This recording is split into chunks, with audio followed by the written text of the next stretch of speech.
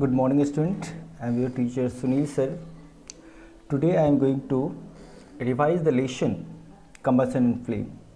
You can watch this video again and again so that you can memorize all the concepts related to this chapter. Okay, so let us start. A chapter combustion and flame. This is the chapter for class 8. Okay, as the name of the chapter is combustion and flame, then in first video we will discuss about the combustion.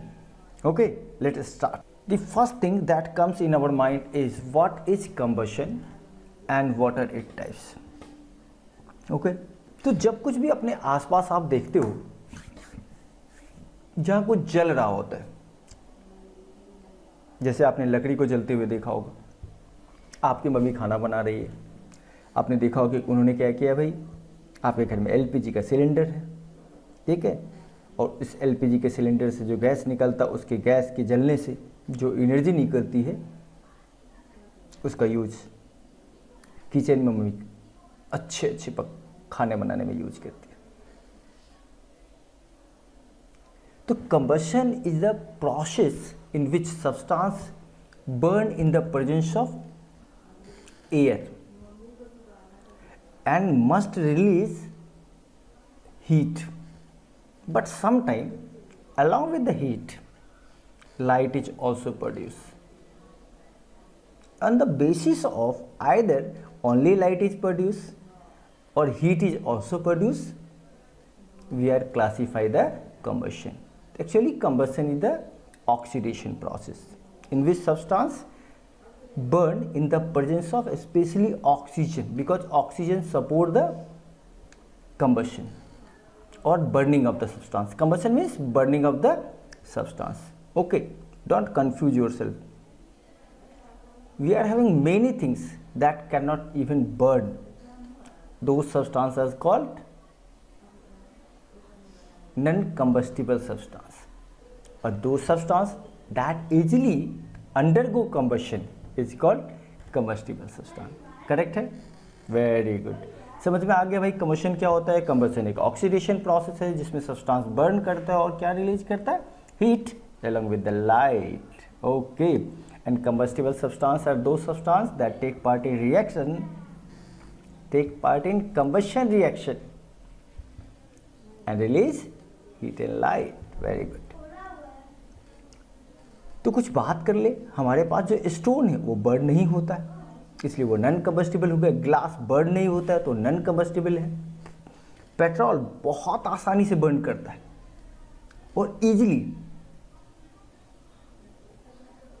तो इस type का जो substance हमारे आसपास होते हैं जो easily burn करते हो तो कंबस्टिबल हो गया, और जो बर्न नहीं करते उसको क्या बोलेंगे, नॉन कंबस्टिबल. ठीक है, चलो आगे देखते हैं. अब बात आई कि हमने जब कंबशन की बात की तो आपको क्या लगा भाई, अगर हम किसी चीज़ को जलाने जा रहे हैं तो जलाने के लिए क्या क्या चाहिए होगा. What are the condition essential for a substance for burning. The first things is itself a combustible substance. सबसे पहले तो सब्सटेंस कंबस्टिबल होना चाहिए. And second, oxygen, because oxygen is a supporter of combustion. Without oxygen not a single substance can burn and produce heat and light. First, combustible substance. Second condition is availability of the oxygen. If there is less oxygen, incomplete combustion takes place. If there is insufficient supply of oxygen, then there is incomplete combustion. And during the incomplete combustion, more light is produced than the heat. And during the complete combustion, there is sufficient supply of oxygen, a lot of heat is produced but less amount of light is produced. But the main and the third thing essential after the combustible substance and oxygen is ignition temperature or the heat. External heat is required to burn a substance. Not always, just remember yourself, हमेशा नहीं चाहिए. तो जो heat आप supply करते हो, the amount of heat supplied for burning of the substance is raise the temperature of the substance so that it can take the part in combustion or burn, and this minimum temperature that is acquired by a substance on heating is called ignition temperature. It means what the ignition temperature is? Actually ignition temperature is the lowest temperature or minimum temperature that is required by a substance for burning. It means a different substance, different combustible substance having the different ignition temperature. You can take a paper and a piece of wood, एक छोटा सा लकड़ी का टुकड़ा ले लो और paper ले लो, जलाने की कोशिश करो। कौन जलता है भाई? पहले आप कहोगे पेपर जल जाएगा, इसका मतलब क्या होगा? पेपर को कम हीट चाहिए जलने के लिए और लकड़ी के टुकड़े को ज़्यादा चाहिए। तो क्या हुआ भाई? जो पेपर है ना उसका इग्निशन टेम्परेचर कम है और जो लकड़ी का टुकड़ा है वो ज़्यादा है। वही अगर बात करें एक लकड़ी का छोटा सा टुकड़ा, अ लॉग ऑफ वुड, तो लॉग ऑफ वुड का इग्निशन टेम्परेचर और बढ़ जाएगा। तो छोटा सा लकड़ी का टुकड़ा, आप देखते हो बड़ी लकड़ी में आग लगने में टाइम लगता है लेकिन छोटी लकड़ी में जल्दी आग लग जाता है। क्यों? Because the a piece of wood having the lowest ignition temperature as compare to the log of wood. ठीक है, वेरी गुड। अब बात करते हैं कि बहुत मन में बात आती है, why combustion of a fuel produce the heat. आखिर ये हीट आता कहाँ है? तो मैं बता दूं, कोई भी हमारे पास सब्सटेंस जो होता है, फ्यूल की बात अगर करें तो जनरली जो हमारे पास फ्यूल होता है, ठीक है, वो बना होता है किसका? हाइड्रोजन का और कार्बन का। और ये हाइड्रोजन और कार्बन का जो सब्सटेंस होता है उसको हम लोग बोलते हैं hydrocarbon, a compound of hydrogen and carbon. अब ये हाइड्रोजन और कार्बन जब रिएक्ट करता है ना तो कोवेलेंट बॉन्ड बनाता है। क्या बनाता है? Covalent bond. अब कोवेलेंट बॉन्ड क्या होता है भाई? जब कोई दो एलिमेंट आपस में रिएक्ट करता हो और उस समय वो शेयर करता हो इलेक्ट्रॉन का। क्या करता हो? जब इलेक्ट्रॉन का शेयर करता है तो क्या बनाता है वो? Covalent bond. और जब इलेक्ट्रॉन का ट्रांसफर होता है तो क्या बनाता है? Electrovalent bond. जब आप बात करते हो किसका भाई? जब आप बात करते हो H2SO4 का, तो ये जो H2SO4 या आप कुछ भी बात कर लो, जब आप बात करते हो MgO का, इसका मतलब क्या होता है? Mg ने +2 इलेक्ट्रॉन दिया है, ऑक्सीजन ने -2 इलेक्ट्रॉन लिया है। लेकिन जब आप बात करते हो किसका? कार्बन डाइऑक्साइड का, इसका मतलब क्या है भाई? कार्बन ने अपना 4 इलेक्ट्रॉन, कितना? 4 इलेक्ट्रॉन ऑक्सीजन के 4 इलेक्ट्रॉन के साथ क्या किया है भाई? शेयर किया है। देखो, एक ऑक्सीजन को 2 चाहिए तो यहाँ पर 2 ऑक्सीजन है। इसका मतलब क्या हो गया कि भाई अगर मैं लिख लूँ यहाँ पे एक गोले में कार्बन को, तो अपने को 2 और गोला चाहिए जहाँ पे क्या होगा? जहाँ पे ऑक्सीजन रिएक्ट करेगा। तो ये हो गया ऑक्सीजन और ये हो गया कार्बन। तो ऑक्सीजन ने कितना इलेक्ट्रॉन का शेयर किया भाई? अब और अच्छे से बता देता हूँ मैं। ये मान के चलो ये हो गया आपका कार्बन, और ऑक्सीजन के लिए फिर से 2 गोला खींचो भाई। ये हो गया ऑक्सीजन का गोला, ये ऑक्सीजन का गोला हो गया, है ना। तो ऑक्सीजन ने अपना 2 इलेक्ट्रॉन दिया और कार्बन ने भी अपना 2 इलेक्ट्रॉन दिया। कार्बन के लिए मैं दूसरा क्रॉस लिख देता हूँ, ठीक है। क्या लिख देता हूँ मैं? क्रॉस। यानी कार्बन ने अपने 4 इलेक्ट्रॉन ऑक्सीजन के साथ शेयर कर दी और तब जो कंपाउंड बनता है वो कौन सा कंपाउंड हो गया भाई? इस कंपाउंड को हम लोग बोलते हैं कोवैलेंट कंपाउंड। कौन सा कंपाउंड भाई? Covalent compound. क्योंकि ये कंपाउंड कैसे बना है भाई? इलेक्ट्रॉन को शेयर करके बना हुआ है। तो हमारे पास 2 ही तरह के कंपाउंड है, आइदर इलेक्ट्रोवैलेंट कंपाउंड जो इलेक्ट्रॉन के शेयर से बनता है, either covalent compound, sorry electrovalent compound क्या हो गया? जो इलेक्ट्रॉन के आइदर लॉस और गेन से बनता है। और कोवैलेंट क्या हो गया? जो ना तो इलेक्ट्रॉन देगा ना तो इलेक्ट्रॉन लेगा, लेकिन क्या करेगा? शेयर करेगा। तो जब आप कंबशन करते हैं तो ये जो स्ट्रॉन्ग बॉन्ड होता है किसके बीच में? यहाँ किसके बीच में होगा? वो आयंस के बीच में। ये जो स्ट्रॉन्ग बॉन्ड होता है, कोवेलेंट बॉन्ड, वो बॉन्ड बनता जिस समय ना, उसमें बहुत एनर्जी चाहिए होता है इलेक्ट्रॉन को शेयर करने के लिए। तो बॉन्ड के अंदर ढेर सारा एनर्जी होता है, ठीक है। It means the bond store the energy. What happen when we burn? When we burn these bond, ये जो बॉन्ड होता है ना उसके बीच में, ठीक है, ये जो केमिकल बॉन्ड आप कह सकते हैं, ये बॉन्ड उसके बीच में जो होता है वो क्या होता है? ब्रेक हो जाता है। और जब ब्रेक होता है तो उसके अंदर तो पहले से एनर्जी स्टोर होता है, तो वहाँ से क्या हो गया भाई? एनर्जी निकल गया। तो समझ में आ गया? When there is a combustion of the fuel, there is a breaking of the bonds, and that breaking of the bond give us lot of energy. Now, how much energy is given by a 1 kg of fuel after complete combustion? कौन सा combustion भाई? हम लोग जब भी बात करते थे complete combustion का, किसकी बात करते हैं? complete combustion। इसका मतलब sufficient supply में होता है ये, ठीक है। तो 1 kg अगर किसी का भी फ्यूल, जैसे देख लो यहाँ पे 1 kg अगर हम लोग लेते हैं वुड, तो अपने को कितना मिलता है भाई? 400 किलो कैलोरी। यानी कि सीधा सीधा बात करें तो ये क्या है? हीट, तो जिसको हम लोग जूल बोलते हैं, ठीक है। अब कोल को जलाते हो तो 700 मिलता है, कोक को जलाते हो तो 800 मिलता है, केरोसिन को जलाते हो 10,300 मिलता है। अब यहाँ हाइड्रोजन को देख लो, hydrogen having the highest calorific value, सबसे ज़्यादा किसका है? हाइड्रोजन का, ठीक है। हाइड्रोजन के पास हाईएस्ट कैलोरीफिक वैल्यू होता है, ठीक है, याद रहेगा भाई।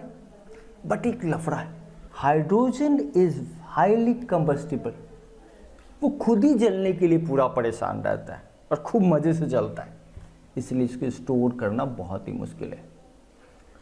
Hydrogen even though having the highest calorific value, it means amount of heat produced by the burning of 1 kg of the fuel is called calorific value, or hydrogen having highest value, highest heat releasing value. But what happened?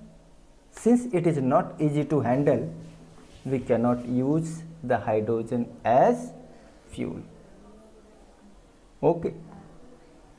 Now the type of combustion, you have already understand what is the type of combustion.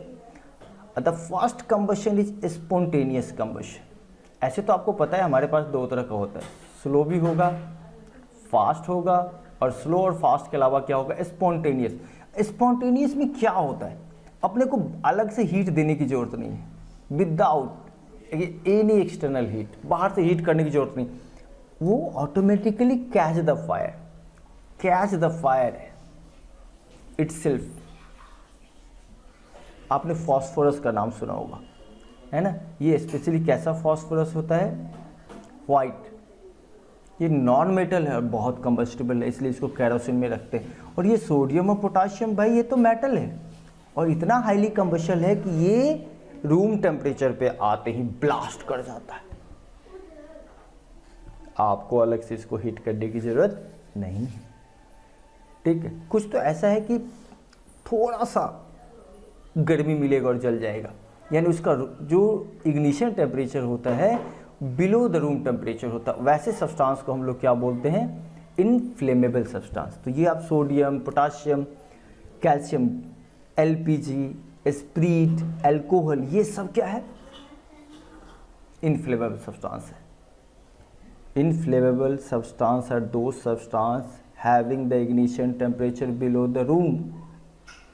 They can catch the fire at room temperature itself and sometime explode। बहुत भयंकर धमाका होता है। कभी आपने सुना होगा भाई सिलेंडर फट गया, तो बी केयरफुल। सेकेंड कंबशन जो हम लोग चाहते हैं, when we supply the heat and combustion takes place, it is called rapid combustion। ये देख लो केमिस्ट्री के, अगर लैब में चाहते हो तो मैग्नीशियम का रिबन होता है। जब आप मैग्नीशियम का रिबन लेते हो और उसको जब जलाते हो ना, तो क्या निकलता है? Magnesium oxide. क्या निकलता है भाई, ये निकल जाता है मैग्नीशियम ऑक्साइड। ये कैसा नेचर का होता है बताना जरा कमेंट बॉक्स में। This is basic in nature. कैसा होता है, बेसिक इन नेचर। अगर आप MgO को वाटर में डालोगे, ये जो राख मिलेगा ना, आस मिल जाता है। क्या मिलता है यहाँ पे, मैग्नीशियम को जलाओगे तो आपको क्या मिल जाएगा, आपको मिलेगा वाइट आस। कैसा मिलेगा, वाइट आस। और ये आस को जब डालोगे तो क्या बन जाएगा, मैग्नीशियम हाइड्रोक्साइड, जो बेसिक इन नेचर होता है। तो रैपिड कंबशन जो हम लोग चाहते हैं जब हम एक्सटर्नल हीट देते हैं। अब ये कभी कभी ऐसा कंबशन होता है जब ढेर सारा क्या निकलता है, लार्ज अमाउंट ऑफ गैसेस। क्या निकलता है इसमें भाई, लार्ज अमाउंट ऑफ गैसेस। जब ढेर सारा गैसेस निकल जाए ना और साथ में धमाका हो जाए, यानी क्या निकल जाए भाई, साउंड भी निकल जाए, तो समझ जाना ये क्या है भाई, एक्सप्लोजन है। कहीं ना कहीं एक्सप्लोड हुआ है। दीपावली में जब लोग फटाके छोड़ते तो ढेर सारा एक्सप्लोजन होता है ना, क्योंकि उसमें हीट के साथ साथ क्या प्रोड्यूस होता है, लाइट भी प्रोड्यूस होता है। ध्यान रखना, the combustion that takes place with the help of external heat.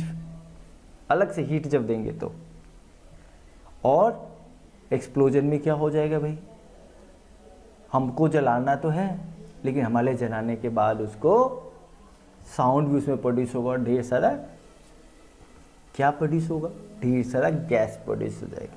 चलो हम लोग फटाफट देख लेते हैं भाई कंप्लीट कंबशन क्या होगा। कंप्लीट कंबशन के लिए अपने को सफिशिएंट सप्लाई ऑफ क्या करना पड़ेगा, oxygen.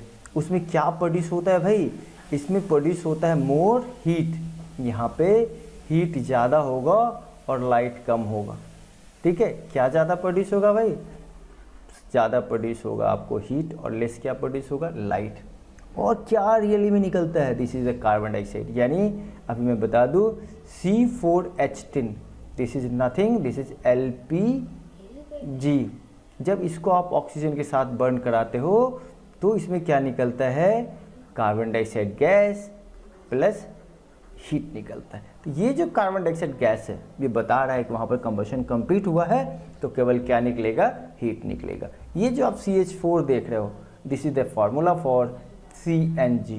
This is also an excellent fuel. बहुत अच्छा फ्यूल है क्योंकि ये पॉल्यूटेंट क्रिएट नहीं करता। तो गुड फ्यूल के कैरेक्टरिस्टिक क्या हो गया भाई, इजीली अवेलेबल होना चाहिए, इजी टू कैरी होना चाहिए, इकोनॉमिकल होना चाहिए, लेस पॉल्यूटेंट क्रिएट होने वाला चाहिए, इग्निशन टेम्परेचर क्या होना चाहिए, एबव द रूम टेम्परेचर होना चाहिए। ठीक है, याद रहेगा सब बात। और हाई कैलोरीफिक वैल्यू। फटाफट कमेंट बॉक्स में लिखना कि what are the characteristic of the good fuel. Complete combustion समझ में आ गया। अब इनकम्प्लीट की बात करते हैं। भाई इनकम्प्लीट कंबशन कब होता है, इनकम्प्लीट कंबशन होता है तब जब अपने को उस जलने वाला जो कंबस्टिबल सब्सटेंस है उसको क्या मिलता है भाई, लिमिटेड सप्लाई में क्या मिलता है, ऑक्सीजन। जलेगा नहीं, कार्बन मोनोऑक्साइड प्रोड्यूस होगा। क्या प्रोड्यूस होगा, कार्बन मोनोऑक्साइड। कार्बन मोनोऑक्साइड से क्या होता है पता है, ब्रीथिंग प्रॉब्लम हो जाता है, क्योंकि कार्बन मोनोऑक्साइड हमारे ब्लड में जो ऑक्सीजन है ना उसको कैप्चर कर लेता है। ये क्या कर लेता है आप में भाई, ब्रीथिंग प्रॉब्लम क्रिएट करता है। क्यों, क्योंकि ये कार्बन डाइऑक्साइड क्या करता है, ट्रैप कर लेता है किसको, ऑक्सीजन को, और फिर से क्या बन के निकल जाता है, कार्बन डाइऑक्साइड। तो भाई मैं बात करूँ किसका, इनकम्प्लीट का, तो इनकम्प्लीट में कार्बन डाइऑक्साइड नहीं, इसमें क्या निकलेगा, यहाँ पे लाइट ज़्यादा निकलेगा और हीट कम निकलेगा। ठीक है, तो देखो C4H10 अगर इसको आप बर्न करते हो तो यहाँ पे हमने आधा ऑक्सीजन दे दिया, तो क्या मिला भाई, इसमें ज़्यादातर निकलेगा लाइट प्लस निकलेगा कार्बन मोनोऑक्साइड, थोड़ा सा निकल जाएगा हीट। ठीक है, कंप्लीट इनकम्प्लीट कंबशन क्या हुआ भाई, a combustion in which there is a very limited supply of oxygen. बहुत कम सप्लाई होता है, अगर कोई चीज़ कम जलता है तो समझ जाना उसको ऑक्सीजन लिमिटेड में मिला, उसकी ऑक्सीजन जितनी डिमांड थी जलने के लिए उतना उसको नहीं मिल पाया।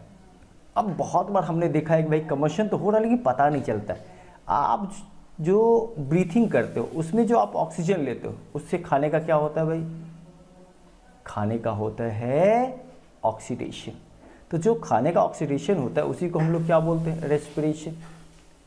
तो रेस्पिरेशन जो है वो स्लो प्रोसेस है, क्योंकि इसमें हीट भी प्रोड्यूस होता है क्या प्रोड्यूस होता है? हीट। याद होगा इसमें आप देखोगे तो इसमें 38 ATP एनर्जी रिलीज होता है। और रस्टिंग ऑफ आयरन पता ही है, जब अब इसको हम लोग कहाँ छोड़ देते हैं भाई, ये हो गया मॉइस्ट एयर।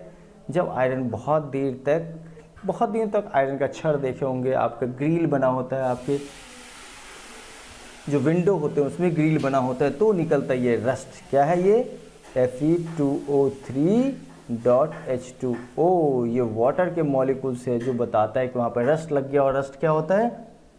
हम लोग के लिए अच्छा नहीं होता है, क्योंकि धीरे धीरे आयरन को खा जाता है। Rust eat the metal, rust eat the metal, that is called corrosion. खा जाता है उसको, हम लोग क्या बोलते हैं? कोरोजन बोलते हैं। अब दिमाग में आता है भाई, आग अलग अलग तरह का पढ़ लिया, कंबशन अलग अलग टाइप का है, लेकिन अगर कोई कहीं पे बर्निंग होता है जो हमारे लिए एक्सीडेंटली होता है, हम नहीं चाहते फिर भी हो गया, तो कैसे उसको कंट्रोल करेंगे? How can we control the fire? सबसे पहला काम तो समझ रहे हो भाई, सबसे पहले क्या करो? रिमूव कर दो कंबस्टिबल सब्सटेंस को। अगर मान लो कि कहीं पे ढेर सारा लकड़ी रखा हुआ है, किसी एक लकड़ी में आग लग गया, तो सबसे पहले बचे हुए लकड़ी जो है उसको अलग कर दो। तो रिमूविंग ऑफ कंबस्टिबल सब्सटेंस। अब क्या करो भाई? अब उस लकड़ी को जिसमें आग लगा हुआ है उसमें चाहो तो क्या कर सकते हो? पानी डाल सकते हो। तो पानी डालने से उसका इग्निशन टेम्परेचर क्या हो जाएगा? डाउन हो जाएगा। तो bringing down the ignition temperature, ठंडा कर दिया उसको। इसका मतलब क्या करना हुआ? इसका मतलब हो गया कि हम लोग उसको क्या कर रहे हैं? कूल कर रहे हैं। और इतना भी नहीं हो तो उसको ढक दो, उसको सैंड से ढक दो, या तो ब्लैंकेट से ढक दो, या कपड़े से ढक दो। इससे क्या हो जाता भाई? उसको O2 नहीं मिल पाता है। O2 का क्या हो जाता है? डिफिसिट, ऑक्सीजन मिलेगा। 3 चीज हो गया। पहला removing of combustible substance, second cutting the supply of oxygen, and third lowering down the ignition temperature और कूलिंग डाउन द सब्सटेंस। अब एक कंडीशन याद रखना, हम लोग सैंड और वाटर का तो यूज करते हैं। अब ये सैंड क्या करता है भाई? सैंड जो है ऑक्सीजन की अमाउंट को कम कर देता है, और वाटर क्या कर देता है? वाटर जो है वो कूल कर देता है। और ब्लैंकेट क्या कर देता है? Cut off the supply of oxygen. याद रहेगा। अब एक कंडीशन याद रखना कि भाई कभी भी आग लग जाता हो, लेकिन वो आग बिजली का लगता हो, शॉर्ट सर्किट के कारण। शॉर्ट सर्किट मतलब क्या हो जाता है? A condition when neutral wire come into the contact of live wire. आपको पता है कि हमारे घर में एक पॉजिटिव वायर होता है, दूसरा नेगेटिव वायर होता है। अगर ये वायर कभी भी कहीं पे टच कर गया, यानी पॉजिटिव और नेगेटिव टच कर गया, तो इसको बोलते हैं हम लोग शॉर्ट सर्किट। ये हमारे लिए गुड नहीं है। अब उस कंडीशन में आप क्या करोगे? अगर उस कंडीशन में आपने क्या लगा दिया? पानी डाल दिया। तो पानी क्या होता है भाई? वाटर द गुड कंडक्टर होता है। गुड कंडक्टर होगा तो क्या होगा? Electricity conduct through the water and we will get the electric shock. तो बचना है इससे। अब एक और याद रखना, अगर ऑयल के कारण लगा, मान के चलो आग लग गया तेल में, तो उस केस में भी पानी मत डालना, क्योंकि तेल क्या होता है? हल्का होता है, लाइटर होता है। और जब ही पानी डालोगे तेल पानी के ऊपर आ जाएगा, फिर आग लगा रह जाएगा।